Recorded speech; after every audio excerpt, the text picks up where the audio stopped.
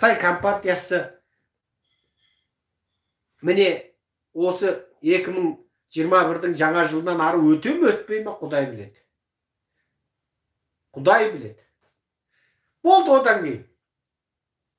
Қытай компартиясы құласа бітті, қазақ мәселесі шешіледі. Сосын бізде болды. Бір міндетімізді ұлт алдындағы, Құдай алдындағы бір міндетімізді атқардық дейміз де қоямыз. Одан кейін де шексіз құдірет иесі өзі біледі, қанша рыздық береді. Мен ол кезде Нью-Йоркта таксовайт болып, таксист болудан да арланбаймын. Мен еңбекқор азамат. Маған әкем үйреткен нәрсе бар. Әкем, мен сендерді оқыттым, ержеткіздім, сендерге миллиондап ақша қалдыра алған жоқпын. Өз ырыздықтарың, өз несібелерің өздерің шешесін деді. Үкіметтен тегін жер үлестірді. Бесікте жатқан баласына әкемнің қызметтестері өзінің кезінде өзі үкіметтік штатқа ілгендер бесіктегі баласының атына дейін жер жаздырғанда әкем алмай қойды. Әкем алмай қойды. Неге? Әкем айтты, менің баладарымның баратын жер бөлек. Мен бұл жерден жер алмаймын деді. Мен бұл жерден жер аламын, баладарым байланып қалады. Баладарым қанаттары қатап, ұшады, ұясынан ұшады, өздері қалаған жерінде тұрады. Айтқан дәл келді. Айтқан дәл келді. Міне, жаман болған жоқпыз.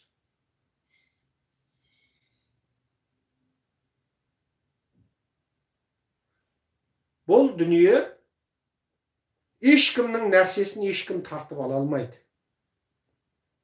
Сондықтан мынау елге айтам, анау сұмырай өсекшілердің өсегін бір-бірлеріңізге таратпай ақ қойыңыздаршы. Несіне таратасыздар, несіне қызығасыздар? Сізге кім таратса, соған ақыл айтыңыз, таратпа, не істейсің онда? Сол үріп-үріп құрттап қалсын.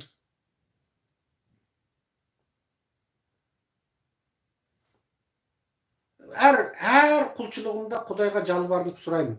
Сол жала жапушыларды, бәлеқорларды, солардың өсегін таратушыларды, соны желіге салушыларды, WhatsApp'та таратушыларды. Құдай, егер ол сенің күнәһар пендең болып, кешірімге ие болатын пендең болса, жүрегіне иман тауфиқ хидаят беріп, тезден райынан қайтар. Егер ол сенің қарғысыңа қалған, кешірілмейтін пендең болатын болса, оған беретін жазаңды ертерек жібер, ауырын жібер, тездетіп жібер деп күнде сұрап жатыр. Болды. Ол дұға деген не? Дұға бітті. Құдайға жазылған арыз, өтініш кетті, болды. Ол қайтпайды дұға. Дұға ешқашан кері қайтпайды. Не бірден орындалады бұл дүниеде, не ол дүниеде орындалады, не Құдай тағала саған одан да қайырлысын несіп болады. Дұға, алақаныңды жайып сұрадың ба, бітті. Ол алақанды жайып сұраған адам ештеңеден күдіктенбесін. Сұрадың ба алақанды жайып? Болды. Ешқашан кері қайтпайды ол дұға. Мен өз басым солай деп ойлаймын. Сол жалақор, бәлеқорлардың оңғаны бар ма қазір? Омарәлі Әділбек не болды қазір?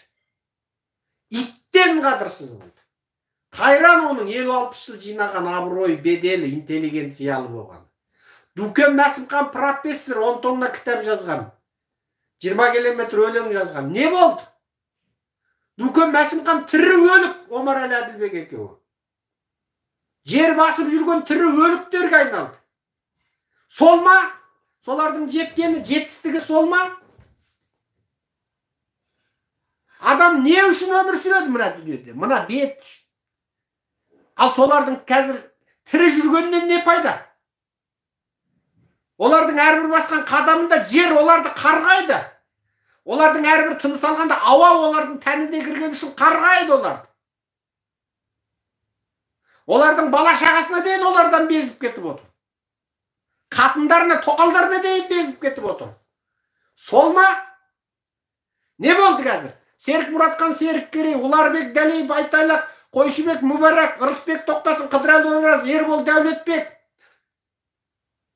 Ерзат Меллат, Айбат Меллат, не болды солар? Неменеге жетті? Абзал Құспан, Сәуле Абылдахан неменеге жетті? Олардың мына дүниеде қалған қарғысы, әзіргі масқара болып қоғамдық тірі өлікке айналғаны social death дейді ағылшын тілінде. Social, социалдық death, өлім, социалдық өлім, қоғамдық өлім. Олар өлігесе болды. Оны кім, қалай? Қазақ халқы олардың кім екенін түсінді. Енді оларға Құдайдың жазасы әлі алда, мүмкін бүгін түнде, мүмкін ертең таңертең, әлі Құдай оларды бұл дүниеде қорғып тастауы мүмкін. Бұл дүниеде Құдайдың қарғысы келіп, басқаларға сабақ болсын. Міне мыналарға, міне ардан безген, ұяттан безген, иманнан безген, бәлеқор жалақорлығын мына дүниеде Құдай тағала қалаған сәтінде оларды қорғып тастауы мүмкін. Қазірдің өзінде олар Құдайдың қарғысына қалып отыр.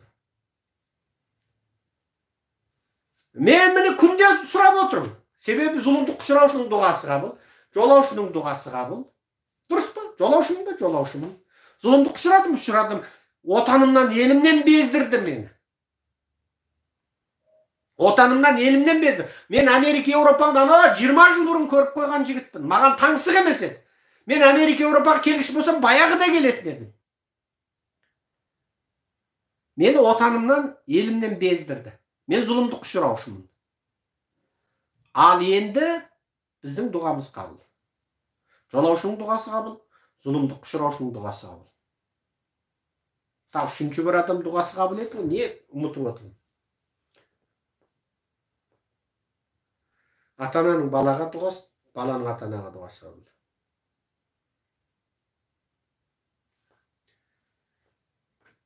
Сондықтан мен мына мейлі бізді жақтаған жақтастар болсын, ана сұмырай жалақорлардың өсегін таратады екен, ел естімей қалмасын деп. Оларға да сол қарғыс кетіп қалмасын, абайлаңдар. Сол кім таратса соған ақыл айтып, ақылға көнбесе ұрысып, тоқтат деп тоқтатқызып тастаңыздар.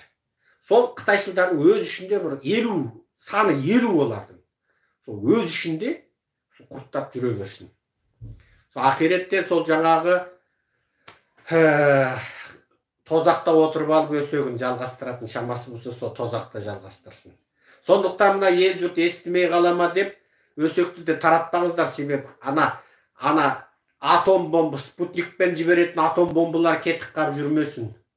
Атом бомба кетіп қалса қиын болады. Соны өсекті айтушыларға қарғыс болсын, өсекті таратушыларға қарғыс болсын деген сол қарғыстар кетіп қалып жүрмесін. Сондықтан ол қарғыс, ол мынаның ниеті дұрыс еді, мынау жақсы адам еді, ата жұртты қолдаушы.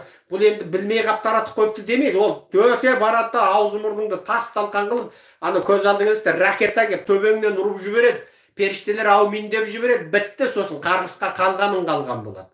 Ол сенің білетін, білмейтін жеріңнен жалғайды. Сондықтан жаңағындай өсектерден абай болыңдар. Біз міне Нью-Йорк аман есен жеттік, Құдай қорғап, аман есен міне жолда қалғып кетіп 3 мәрте Құдай сақтап әйтеуір. Болмаса 2 тәулік, 2 түн қонақ үйде жатып, 1 түн машинада қонып. Мен машинада қонайын деп ниеттенбеп едім. Бір ұйықтап едім, қатып қаптым, сол беті таңертең таңғы сағат 4:30-да тұрып міне кеттім. Ал жақсы, аман болайық. Бел аман, жұрт тыныш болсын.